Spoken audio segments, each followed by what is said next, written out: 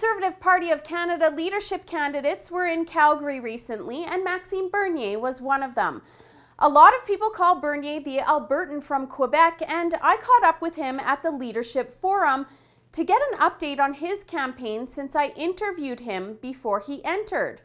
We talked about everything from how he's going to pay off Prime Minister Justin Trudeau's massive debt to firearms policy. Since there are another 13 candidates in the race, I asked him how his campaign is different first. The equalization. I'm the only one who wants to speak about the equalization. I know that you, from Alberta, you are paying right now, and the economy is not so strong in Alberta because of your socialist government. I know what it is. We have a socialist government in Quebec for the last 50 years, because when we are voting in Quebec, it's not between left and right. It's between a party that believes in this country and a party that don't believe in this country. So let's change the formula for being fair, less generous, giving the right incentive to provinces to develop their own natural resources. And that's part of my program, and that's an important policy. Maxime also vows to pay off Justin Trudeau's debt, and we talked a little about what the biggest issue Canadians face is right now. The economy, the economy, the economy. We must fix the economy. I won't do that. The private sector will do it. So that's why I have a platform to have more private investment. Because Trudeau, what he's doing right now, they're spending money that we don't have, and they think that it will be a stimulus for the economy. It is not a stimulus. It is a sedative. We must do the opposite. And why it is a sedative? They said that they're going to spend $25 billion and will have 2.2% growth.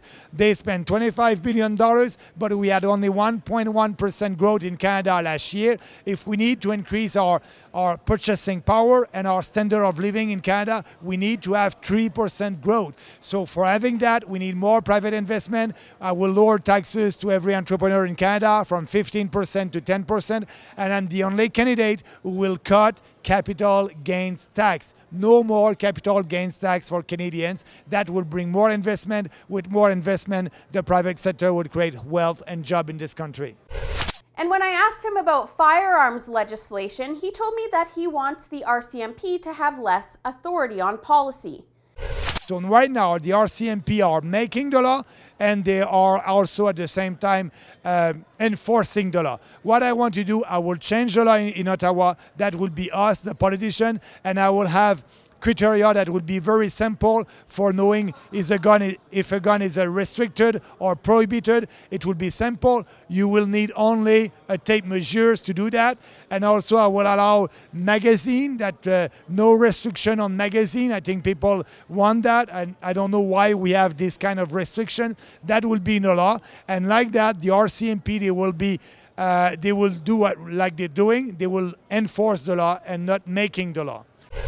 And finally, we talked about whether he would deploy troops to fight ISIS. Our foreign affairs must be based on the security of Canadians and the prosperity of Canadians. So I won't do international PR with the UN and please the UN or any international organization. Our foreign policy will be based on the security of Canadians, and yes, we will work with our allies to fight ISIS, because that's a threat to Canadian security. And I won't do like Justin Trudeau, sending troops in Africa to please the UN. I won't do that. Our foreign policy must be based for us on our security and prosperity, and I won't do like Justin Trudeau, sending billions of dollars in Africa to fight climate change. That's wrong. We have a lot of poor people in Canada. We must stop foreign aid and use that money to help our people in Canada. Bernier also tells me that he absolutely doesn't support a carbon tax and doesn't like taxes in general. He supports pipelines and also wants to abolish supply management, which he thinks is a cartel that only benefits a minority of farmers.